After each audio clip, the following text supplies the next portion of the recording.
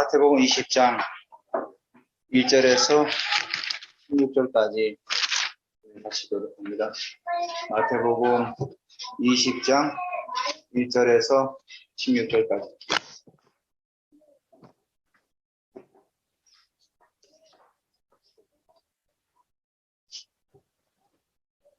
제가 1절, 여러분 2절 교독합니다. 천국은 마치 품꾼을 얻어 포도원에 들여보내려고 이른 아침에 나간 집주인과 같으니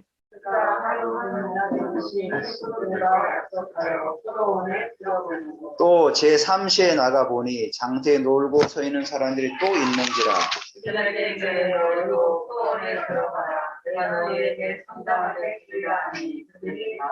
제6시와 제9시에 또 나가 그와 같이 하고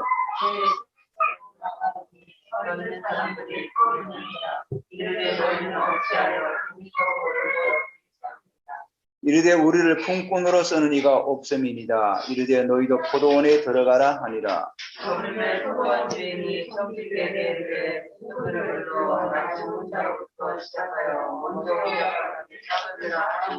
제11시에 온 자들이 와서 한 데나리온씩 받거늘 먼저 온 자들이 와서 더 받을 줄 알았더니 그들도 한 데나리온을 받았습니다. 하던 후 집주인을 원망하여 이르되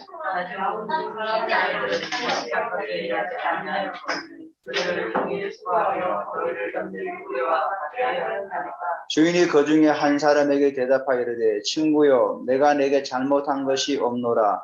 내가 나와 한 데나리온의 약속을 하지 아니하였느냐. 내 것이나 가지고 가라. 가져온 것 사람에게 너와 같이 한 것이 내 뜻입니다. 내 것을 가지고 내 뜻대로 할 것이 아니냐. 내가 선함으로 내가 악하게 보느냐. 이와 같이 나중 된 자로서 먼저 되고 먼저 된 자로서 나중 된다. 아멘. 반갑습니다. 참 코로나 상황 속에서 하나님께서 우리를 지키시지 않으면 정말로 어려운 환경인데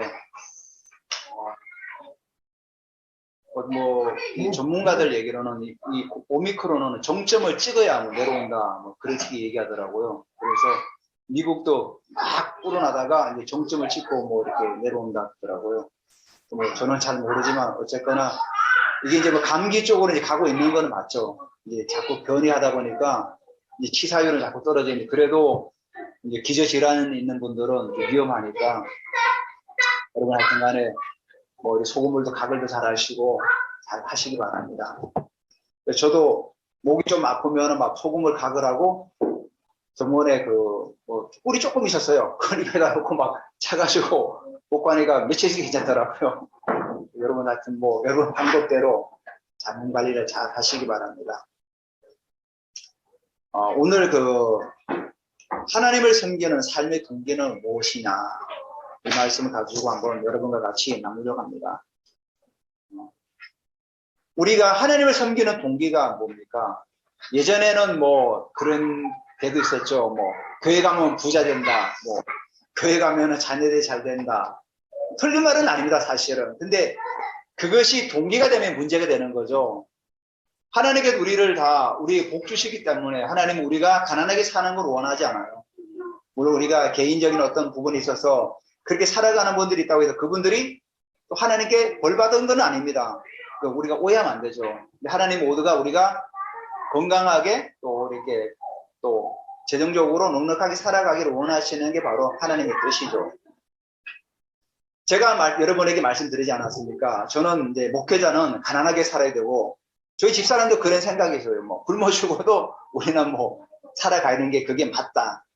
물론 맞아요. 근데 제가 한번 말씀드리지 않았습니까? 제가 목사님의 강의를 한번 들으면서 생각을 좀 많이 바꿨죠. 가난하게 태어나는 건 제가 아닌데 가난하게 죽는 건 누가 그러더라고, 쟤라고. 그래서 자녀들에게 가난이 사실 조주 아닙니까? 이거를 물려주는 거는 옳지 않다. 그래서 좀 생각을 좀 바꿨던 거예요. 그래서 우리 자녀들에게 경제를 배워라. 경제를 배워야 되고 우리 성도들에게 말씀하지 않았습니까? 여러분 경제를 좀 배우시기 바랍니다. 그래서 우리가 가능하면 주식도 안전하게 장기적으로 이렇게 투자하면 투기가 아닌 장기적으로 투자를 하면서 우리가 어떤 그런 부분에서 재정을 채워나가는 것도 필요하다. 그래서 경제를 아는 것도 중요하다. 그렇죠. 하나님의 삶을 섬기는 삶의 동기는 이런 것들이 되어서는 안 된다는 거죠. 그게 동기가 되어서 그것 때문에 교회를 나가고 그것 때문에 뭔가 하겠다 하는 거는 그것은 잘못된 동기라는 거죠. 지난주에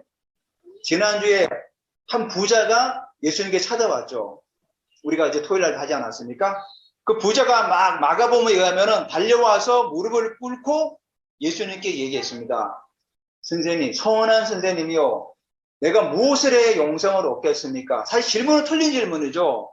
근데 그 당시에 사람들은 뭔가가 율법의 노력에 의해서 율법을 지켜야만이 내가 영생을 얻는다고 생각했기 때문에 그 당시에 모든 사람들의 생각 속에는 그게 그렇게 하는 질문이 오히려 뭐 적절했던 거죠. 근데 우리 입장에서 보면은 우리의 노력에 의해서 뭔가를 해서 우리가 구원을 얻는다면은 그거는 공로신학이 되는 거죠. 공로주의가 되는 거죠. 근데 주님은 값없이 우리에게 은혜를 주시지 않았습니까? 십자가의 은혜로. 우리가 뭔가 노력을 해서 구원을 얻는 게 아니지 않습니까? 우리가 돈이 많아서 내가 착한 일을 많이 해가지고 구원을 얻는 게 아니지 않습니까? 사실 그 질문은 틀린 질문이었지만은 예수님께서는 그에게 계명을 지켰느냐 이렇게 물어 나가다 결국은 네가 가지고 있는 재산을 다 팔아서 나를 따라오라. 그런데 그 부자는 어떻게 했죠? 부자인 고로 재산이 많은 고로 근심하며 떠나버렸어요. 그래서 떠났죠. 그런데 예수님께서 뭐라고 대답했죠? 부자가 천국에 들어가는 거는 낙타가 바늘길을 들어가는 것보다 더 어렵다. 그러니까 제자들이 고민에 빠진 거죠.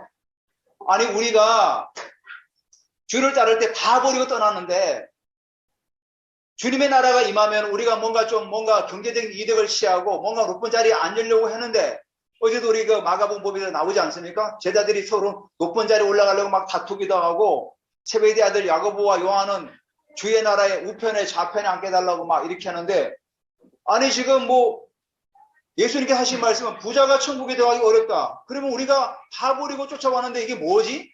이렇게 되는 거죠. 그러니까 베드로가 그렇게 대답하지 않습니까? 베드로가 우리 지난 거지만은 19장 20절에 뭐라 그러죠? 이에 베드로가 대답하려되 보소서 우리가 모든 걸 버리고 주를 따라 싸우는데 그런데 우리가 무엇을 얻으리까? 무엇을 얻으리까?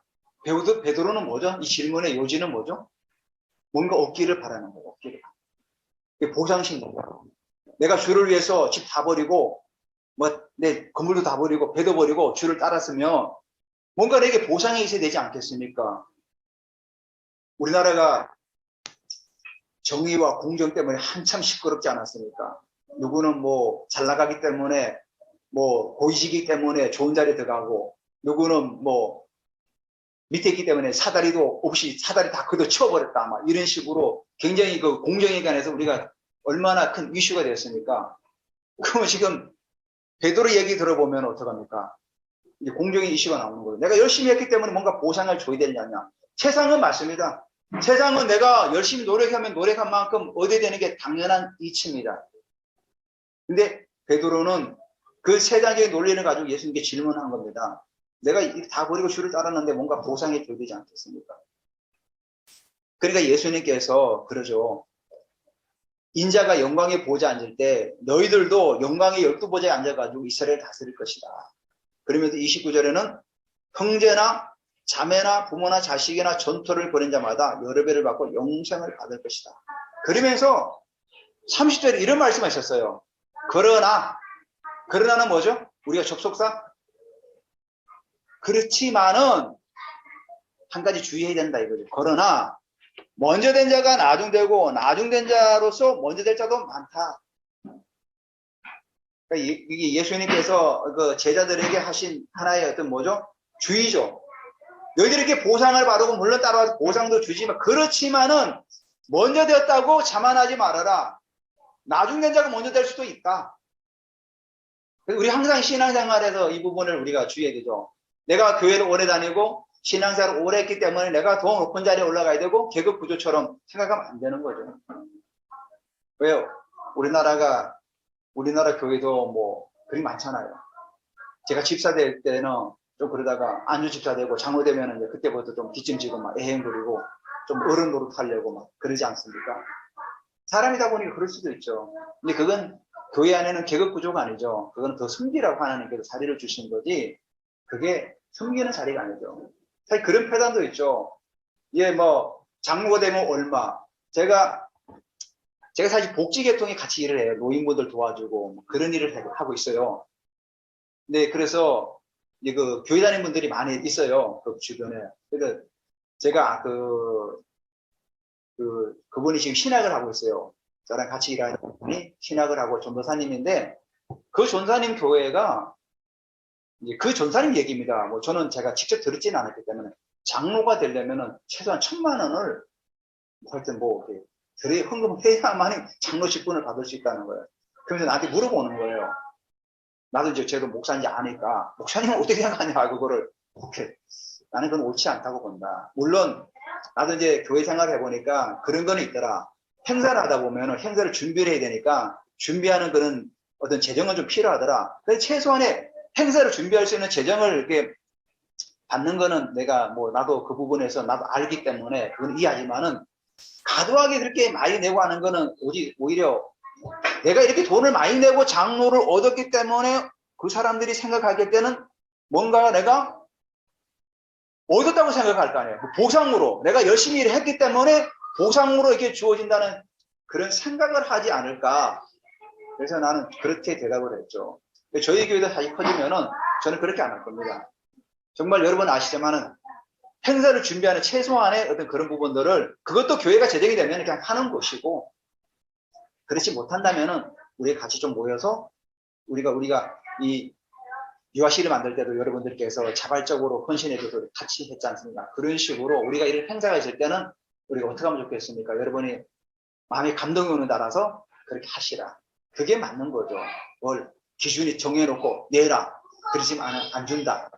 이런 게 잘못된 거예요. 그러다 보니까 교회가 사실은 어떤 영적인 힘이 자꾸만 떨어지는 거죠. 세속적인 방법을 따라가다 보니까. 그래서 오늘도 이 말씀을 보면은 우리 세상적인 논리랑은 전혀 이해가 안 되는 부분들이에요. 20장 1절 한번 보시기 바랍니다. 예수님께서 이렇게 천국이 하늘 나라를 말하는 겁니다. 저 하늘나라, 우리 죽어서 가는 하늘나라가 아니라 마태는 천국을 하나님의 나라라고 표현해야 되는데 유대인들에게 쓰다 보니까 그러니까 천국이라고 표현한 거예요. 여기의 천국은 우리가 죽어서 가는 그 천국이 아니라 이 땅의 하나님 나라를 말하는 거예요. 그러니까 하나님의 나라는 마치 품꾼을 얻어 포도원에 들여보내고 이른 아침에 나간 집주인과 같다. 뭐죠? 천국은 집주인이니까 같다는 거예요. 천국은.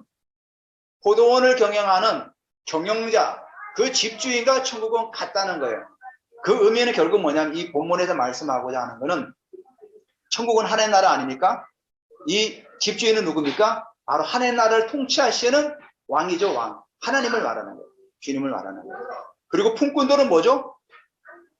하나님 나라의 일꾼들을 말하는 거예요. 일꾼들을 말하는 거예요. 그래서 그가 하루에 한 대나무씩 품꾼들과 약속하여 포도원을 들여보내라고 나간 거예요. 그 시장에 나간 거예요. 장터에 나간 거예요.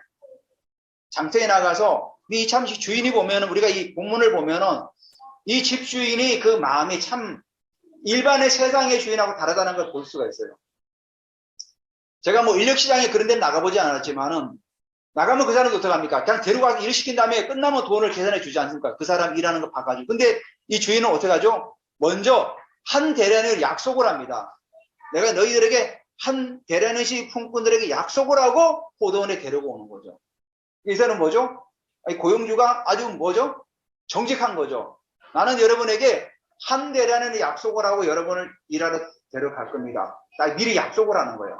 사실 악도 고용주 같은 거 우리나라도 외국인들을 막 고용해가지고 돈도 안 주고 막 쫓아내는 사람들 많지 않아요?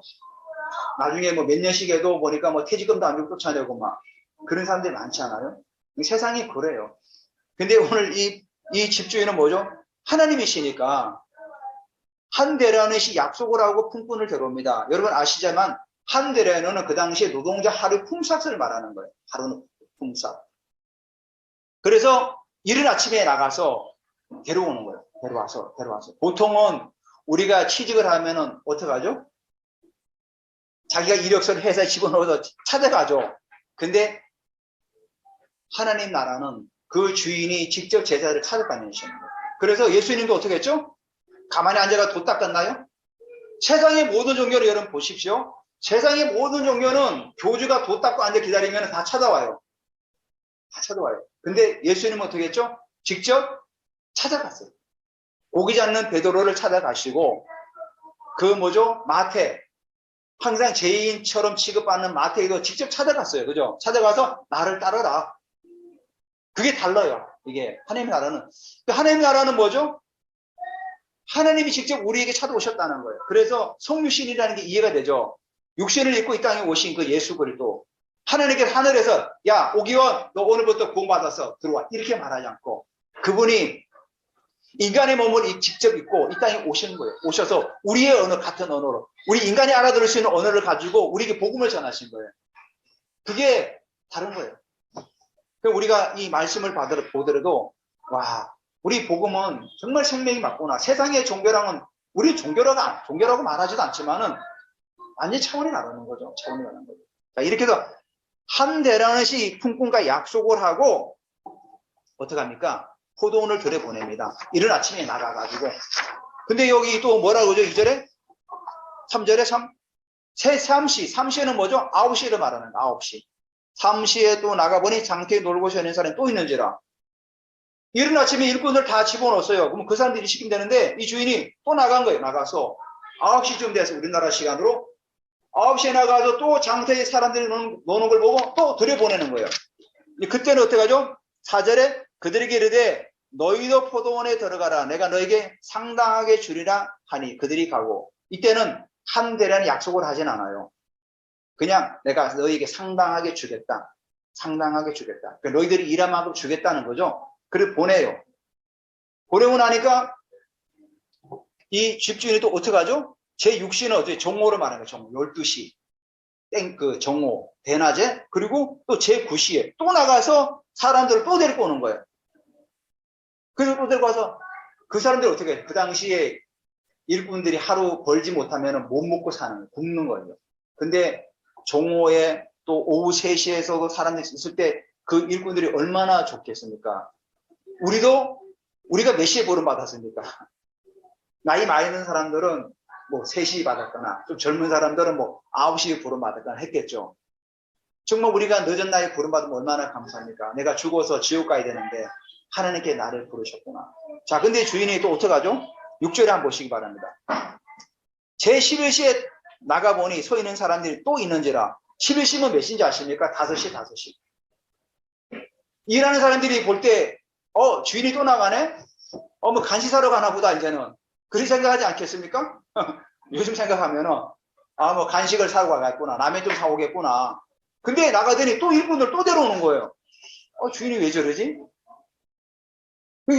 일하는 사람들이 이해 못 하는 거죠. 주인이, 아니, 이제 1시간밖에 안 남았는데, 1시간 동안 일하려고 뭘 주인이 데려올까? 우리가 열심히 하면 되지. 또 나가서 1시간 남았는데 또 나가서 일꾼들 또 데리고 오는 거예요. 그 나머지 1시간 남았던 그 사람들 얼마나 감사하겠어요. 와, 내가 오늘 일하지 못하면은 집에 돌아가면 처자식이었는데 다 굶겠구나. 근데 얼마나 감사하겠어요. 1시간 남았는데 1시간 남았으면 자기가 한 대라는 받기를 생각하지 않았겠죠. 내가 조금만 받아도 감사하다. 내가 또 자네들하고 조금이라도 먹으면 되니까. 그리고 왔어요. 자, 와가지고 그러잖아요. 왔는데 이러지 않아요. 7절에 이르되 우리를 품꾼으로 쓰는 리가 없다. 그러니까 포도원 주인 너희도 포도원에 들어가서 일해라. 자, 그래서 이제 8절에 6시간 이제 지난 거예요. 6시가 된 거예요. 그러니까 저물매 포도원 주인이 청지기에 이르되 품꾼들을 불러 나중 온 자로부터 시작하여 먼저 온 자에게 삭설 주라 하니 주인이 이제 청지기를 부르는 거예요. 청지기에게 누구야 이리 와서 자 이제 일한 일당을 주라. 근데 제일 먼저 온 사람에게 주지 않고 제일 늦게 온 사람부터 주기 시작하는 거예요. 근데 11시에 들어온 자들이 9절에 보니까 한 대련을 받아요. 놀란 거죠. 아니, 우리 1시간밖에 일하지 않는데 어떻게 한 대련을 받을까? 만약 일당이 10만 원이면 뭐 한 2, 3만 원 줄 생각했는데 이 주인은 10만 원을 다 준 거예요. 10만 원을. 10만 원을 다 줬어요. 그러니까 얼마나 감사하겠어요. 그러니까 먼저 온 자들 주인이 지금 1시간밖에 일하지 않았는데 그 사람들에게는 10만 원을 줬어. 그럼 우리는 한 20만 원 주지 않을까? 우리는 막 하루 종일 일했으니까 깽볕부터 고돈 막 가지를 치고 거름도 주고 잡초도 뽑고 했으니까 더 많이 줄 거야. 잔뜩 기대를 했던 거죠. 자, 근데 10절에 먼저 온 자들이 와서 더 받을 줄 알았더니 그들도 한 대라는씩 받는지라. 그러니까 어떻게 했죠? 받은 후에 11절에 집주인을 원망하여 이르되 나중 온 이 사람들은 1시간밖에 일하지 않았거늘 그들을 종일 수고하며 더위를 견딘 우리와 같게 하나이까? 이거 지금 일하는 사람들이 지금 열받은 겁니다. 아니 지금 우리는 땡볕에 계속해서 막 이렇게 열심히 일하는데 1시간밖에 일하는 사람이도 한 대라는, 우리도 한 대라는, 이거 너무 불공평하지 않느냐? 막 이렇게 지금 따진 거예요. 따지는 게 어떻게 하죠, 주인이? 뭐라고 하죠? 주인이 뭐라고 하죠? 주인이 13절에 주인이 그 중에 한 사람에게 대답하이르되 친구여 내가 내게 잘못한 것이 없노라. 내가 나와 한 대라는 약속을 하지 않느냐. 처음에 이른 아침에 나갔을 때 주인이 어떻게 했죠? 한 대라는 약속했죠. 한 대라는 약속했다는 거예요. 한 대라는 약속을 주지 않았냐. 그러니까 14절에 내 것이나 가지고 가라. 나중 온 이 사람에게 너와 같이 주는 것이 내 뜻이니라. 그래서 15절에 내 것을 가지고 내 뜻대로 할 것이 아니냐. 내가 선함으로 내가 악하게 보느냐. 이렇게 하면서 돌려보내요. 돌려보내요. 여러분 이 말씀을 보면은 세상적인 관점을 바라보면은 굉장히 불공정한 것 같죠. 왜냐하면 내가 더 많이 일했으니까 더 많이 받아야 되는 당연한 건데 그 당시에 이 주인은 뭐냐면 처음에 1절이잖아. 하나님 나라는 마치 포도원의 품꾼을 들여보내는 집주인과 같다고 말씀하셨죠. 하나님께서는 우리에게 은혜를 베푸시는 거죠. 모든 사람이 한 대란을 가지고 있어야만 하루를 살 수 있기 때문에 주님은 모든 사람의 공평하게 다 주셨던 거죠. 그래서 이거는 교회 하나님의 나라는 세상의 공론과 그런 논리를 넘어서 은혜의 법칙이 통하는 거예요. 은혜의 법칙. 그러니까 이걸 은혜라고 하는 거예요. 은혜. 세상에는 은혜가 없어요. 세상에는 내가 시험을 치던 그 결과대로 합격을 하고 불합격을 하고 은혜가 있으면 어떡합니까? 불합격한 사람도 합격시켜줘야 되죠. 세상에는 은혜의 법칙이 통하지 않아요. 근데 하나님의 나라는 은혜의 법칙이 통한다는 거예요. 하나님의 나라. 물론 하나님의 나라도 공정과 공의가 있지만은 하나님의 나라는 먼저 은혜가 먼저 있다는 거예요. 은혜의 법칙이.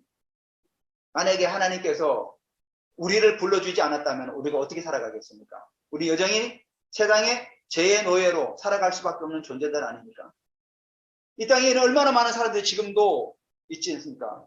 그들이 하나님을 알지 못하니까 세상에 묻혀서 죄악 가운데 살아가는 그런 인생을 살아가지 않습니까? 그렇지만 우리는 하나님께서 나이 드신 분들은 11시에 부름받았고 또 젊은 친구들은 뭐 이른 아침에 부른 친구도 있고 또 때로는 오후 3시에 또 불렀잖아요. 다 불렀는데 이른 아침에 구원받았다고 해서 너는 천국 가 11시에 부름받을 때 너는 지금 늦게 1시간밖에 안 남았으니까 너는 지옥 가. 이러면 어떡합니까? 그게 더 불공평한 거죠. 하나님의 법칙에는 은혜라는 법칙이 있다는 거예요. 은혜의 법칙. 은혜의 법칙. 은혜의 법칙이 있다는 거예요. 은혜의 법칙. 그래서 우리가 이 말씀을 바라보면서 우리가 남을 비교할 때 그 먼저 온 자들이 그 나중 온 사람과 비교하지 않았습니까? 비교할 때 감사가 어떻게 됩니까? 불평으로 바뀝니다. 감사가 불평으로 바뀌고 행복이 불행으로 바뀌고 하나님을 신뢰하는 그 신뢰하는 믿음이 불신앙으로 바뀌어 나가는 거예요. 그래서 하나님의 법칙에는 뭐가 있냐면요. 은혜의 법칙이 있다는 거예요. 은혜의 법칙. 은혜의 법칙. 그래서 이 은혜의 법칙을 우리가 소중하게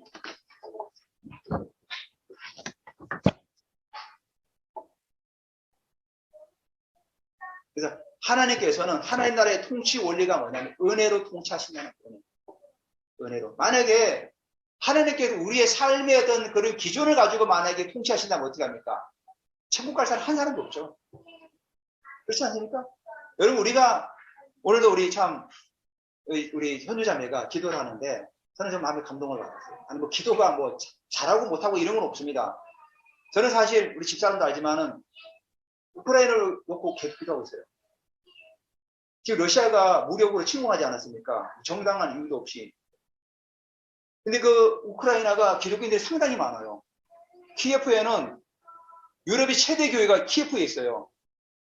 그래서 그 썬데이 아달라자 목사님이 카톡으로 보냈어요. 저도 그거 받았어요. 우리 우크라이나에서 기도해달라고. 하나님 뜻이 어디 계신지 모르지만 지금 굉장히 급박한 상황입니다. 기도해달라고. 사실 이게 전쟁이 일어나면 사람이 죽지 않습니까? 막 지금 키예프에 막 폭격이 떨어져가 미사일이 떨어져가 사람이 죽어나가고 있지 않습니까? 우리가 기도해야 됩니다. 근데 우리만 잘 살면 되지 않냐? 그렇지 않아요. 지구편 반대편에 있을지라도 믿음의 사람들이 죽어나가는 걸 보고 우리가 잠잠하면 어떡합니까? 안 되죠. 우리가 기도해야죠. 저는 기도했어요. 하나님, 러시아의 무기들이 다 무력하게 해달라고 막. 쏘면은 이상하게 다른 나라 가버리고 막.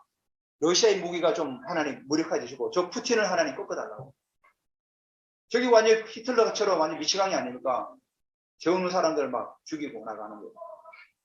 자기 나라 군인도 죽을 것이고 타국 군인도 죽고 또 타국의 민간인도 죽지 않았습니까? 전쟁 일으키면은 개인의 야욕이죠. 뭐 신문 저돌이 보니까 푸틴이 전쟁 일으키는 원인이 뭐 여러 가지 있지만은 명목은 이거예요. 나토에 가입한다는 거지. 가입도 안 했는데 결국 뭐냐면은 옛날 그 소련의 영광을 재현하려고 지금 저렇게 몸부림친다는 거예요. 지금 푸틴이 개인 욕심을 내고 있는 거죠. 그래서 예전에 발칸반도를 점령하지 않았습니까? 거기들. 근데 지금 다시 이제 우크라이나 본토를 지금 다 잡아먹으려고 지금 노리고 있잖아요. 여러분 기도해 주시고. 우크라이나는 지금도 기독교인들은 많지가 않아요. 박해가 있어요. 거기는. 러시아 정교회가 있기 때문에. 근데 키예프에는 우크라이나는 신앙인들이 많이 있어요.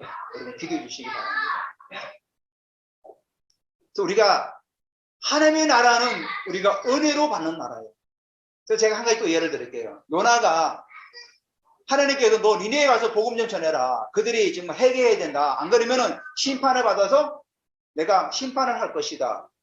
그러니까 가만히 보니까 니네웨는 아수르의 수도인데 저 인간들은 우리나라 침범하고 말이야. 그러니까 요나가 어떻게 했죠? 나 안 갈래.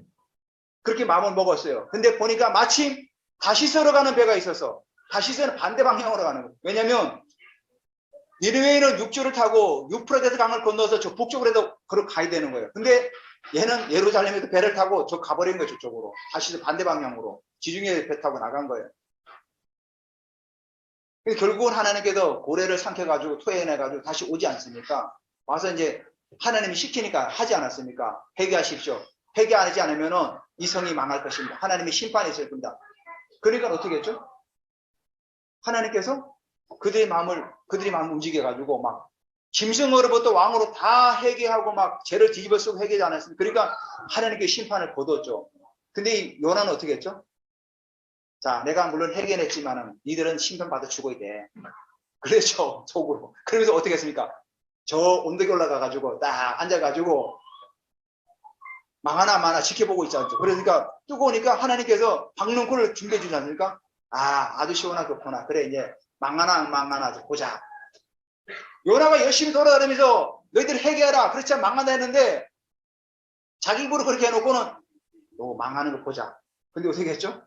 하나님께서 박능코를 벌레를 다 먹어 쪼아댔죠. 그러니까 햇볕이 막 쪼이니까 너무 뜨거웠던 거죠. 그러니까 하나님 나 지금 죽을 것 같다. 그러니까 하나님께서 뭐라고 했습니까? 야, 지금 저 분간하지 하나님을 알지 못하고 분간하지 못하는 12만 명이나 거기 있다. 그 영혼이 귀하지 않느냐 이거죠. 그게 뭡니까? 은혜죠. 은혜 하나님께서. 좌우를 분별하지 못하는 자가 12만 명이 있는데 너는 박능골 하나 그거 없애가지고 너 뜨겁다고 죽는다고 너게 투정하는데 저기는 12만 명이나 사람이 있다. 이게 하나님의 은혜죠. 만약에 하나님의 법칙대로 하면은 아수르 니느웨는 다 심판받아서 다 지옥불에 가야 되죠. 이게 하나님의 은혜라는 거예요. 하나님의 은혜. 그래서 우리가 이런 하나님의 은혜를 우리가 생각하면서 살아가야 된다는 거예요.